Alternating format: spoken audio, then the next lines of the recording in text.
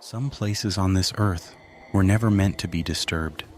Ancient lands where nature went wrong, where something in the soil or the water twisted life into unrecognizable shapes. The Black Ridge Mountains are one of those places. For decades, locals warned people to stay away from the old mining trails, to never venture beyond the marked paths. But warnings only work on people who believe in them. My family didn't believe, and we paid the price in blood and terror. My name is Michael Walsh, and I'm a survival instructor. I teach people how to navigate wilderness, how to handle emergencies, how to stay alive when everything goes wrong. I thought I knew every danger the outdoors could throw at me. I was wrong.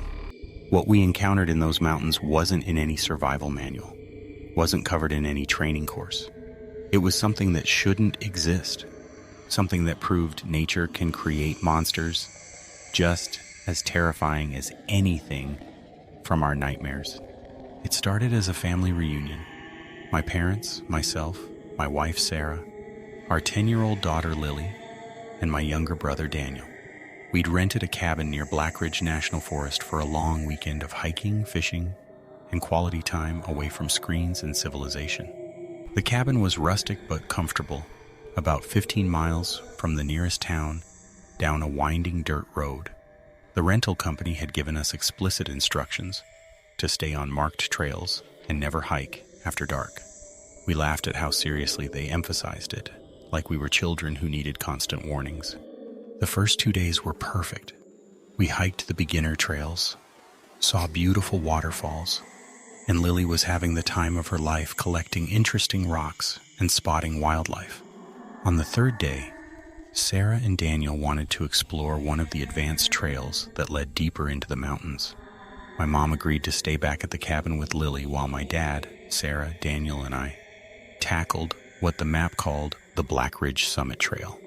It was marked as difficult, with warnings about steep climbs and unstable terrain, but nothing we couldn't handle, or so we thought.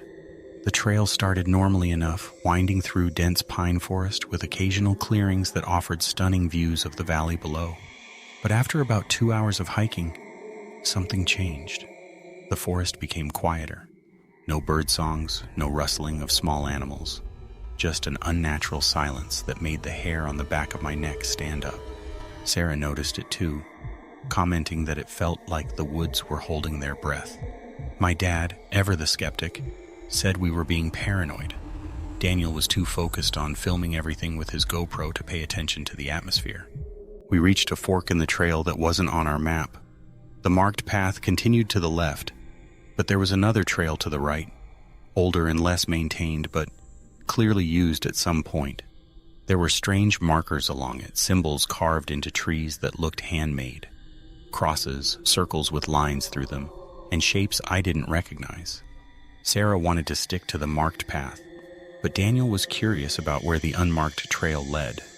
Against my better judgment, I agreed to explore it for just a little while. We could always turn back if it became too difficult. That decision haunts me every single day. The unmarked trail led us deeper into the mountains, through areas that felt wrong somehow. The trees were twisted and deformed, growing at odd angles with bark that looked diseased. We passed the remains of old structures, mining equipment from decades ago, rusted and abandoned. And then we found the settlement, a collection of ramshackle buildings built into the mountainside, hidden in a narrow canyon that didn't appear on any map. The structures were made from scavenged materials, wood, metal sheeting, old car parts, all assembled in ways that defied normal construction logic. My dad whispered that we should leave immediately, but before we could turn around, we heard movement. Someone, or something, was in those buildings. We saw a figure emerge from one of the structures, and my breath caught in my throat. It was human, technically, but horribly deformed. The person was bent at an unnatural angle, with one arm significantly longer than the other, and a face that looked like it had been melted and reformed incorrectly. The eyes were too far apart, the mouth was twisted, and patches of skin were covered in what looked like chemical burns or severe radiation damage. The creature, I couldn't think of it as a person, spotted us and let out a sound that was half scream, half growl. More figures emerged from the buildings. 5, 6, 7 of them, all deformed in different ways. Some were missing limbs, others had extra growths protruding from their bodies.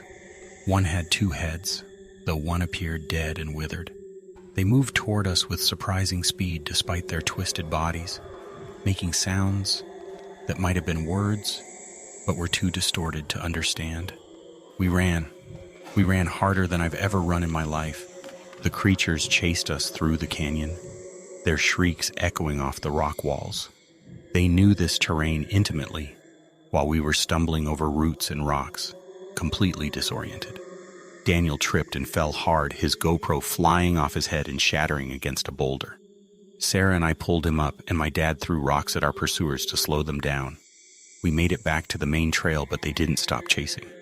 If anything, they became more aggressive once we left their territory, like we'd violated some sacred boundary and now had to be eliminated.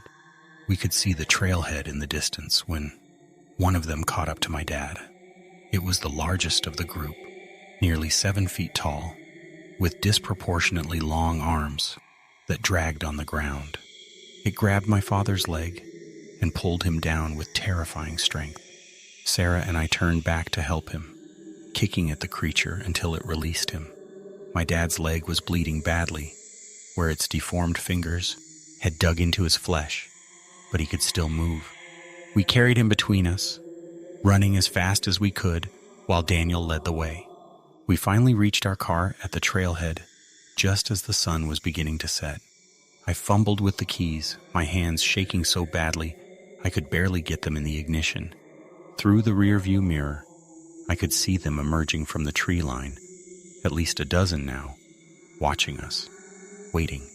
The car started and I floored it down that dirt road, not caring about the bumps and potholes, just desperate to get away from that cursed place. None of us spoke during the drive back to the cabin. We were in shock, trying to process what we'd just seen. When we reached the cabin, we found it destroyed. The door had been torn off its hinges, furniture was smashed, and there were bloody handprints on the walls. My mother and Lily were gone. On the table was a crude drawing done in what looked like charcoal or dried blood, showing stick figures and symbols. Daniel, despite his terror, recognized one of the symbols from the trees on the unmarked trail. Sarah was already on her phone trying to call for help, but there was no signal. The landline in the cabin had been cut. We had to make a decision: wait for morning and try to get help, or go back into those mountains to find my mother and daughter. As a father, there was no decision to make. I was going back. Sarah insisted on coming with me. My dad, injured as he was, refused to stay behind. Daniel, barely 22 years old and terrified out of his mind, grabbed a kitchen knife and said he was coming too. We armed ourselves with whatever we could find: knives, a hammer, a fireplace poker, and headed back toward the mountains as darkness fell. Using flashlights, we retraced our steps to the unmarked trail. The forest at night was a completely different world, full of sounds and shadows that all seemed threatening. We moved quickly but carefully, knowing that those creatures had the advantage in their own territory. When we reached the hidden settlement, we could see firelight flickering in the windows of the structures, and we could hear voices, human voices. My mother was screaming for help. Lily was crying. We approached the largest building as quietly as possible.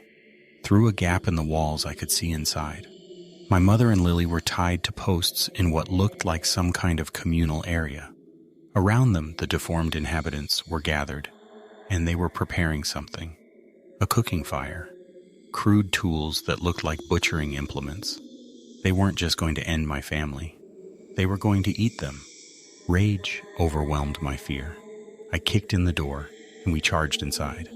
What followed was the most brutal fight of my life. These creatures were strong, unnaturally strong, but we had desperation and love on our side. Sarah swung the hammer with devastating force. Daniel stabbed with the knife. My dad, despite his injury, fought like a man possessed. And I used every survival technique I'd ever learned to disable and incapacitate our attackers. The fireplace poker became an extension of my arm, striking at joints and weak points. We were outnumbered, but we fought like our lives depended on it, because they did. I reached my mother and Lily, cutting their bonds with Daniel's knife while Sarah and my dad held off the creatures. My mother was hysterical but uninjured. Lily was traumatized but alive. We fought our way back out of that building, leaving several of the creatures dead or dying behind us. They pursued us through the settlement, but their numbers had been reduced, and we had hostages to protect now. We ran through the night, following our own flashlight marks back to the main trail. Dawn was breaking when we finally made it back to the trailhead. Our car was still there, untouched. We piled in, all of us bloodied and exhausted, and drove straight to the nearest town. The local police listened to our story with skeptical expressions until they saw our injuries and the state we were in. A search and rescue team, along with state police, went into the mountains to investigate. They found the settlement exactly where we described it, but it was empty. The bodies we'd left behind were gone. The only evidence that anything had happened was the damage to the structures and the blood, both human and something else, staining the ground. Later, we were told the official story that we'd been attacked by a group of survivalists living illegally on federal land, and that the group had fled before authorities arrived. But when I spoke to one of the investigators privately, he told me something disturbing. The medical examiner who looked at samples of the non-human blood found genetic abnormalities consistent with severe radiation exposure and chemical contamination. When they dug into the history of the Black Ridge Mountains, they discovered that in the 1950s there had been experimental mining operations in that area, mining for uranium. The operations had been shut down suddenly, and all records were classified. The theory, though I was told it would never be officially confirmed, is that the mining exposed workers and their families to dangerous levels of radiation and toxic chemicals. Instead of helping them, the government simply abandoned them, leaving them to survive in the mountains, where their genetics became increasingly damaged over generations. What we encountered wasn't supernatural. It was the result of human negligence and cruelty, of people left to mutate and degenerate in isolation until they became something barely recognizable as human. My family survived, but we're broken. Lily has nightmares every night and refuses to go outside alone. My mother develops severe anxiety and can't be in enclosed spaces. Sarah and I go to therapy twice a week trying to process the trauma. Daniel dropped out of college and won't talk about what happened.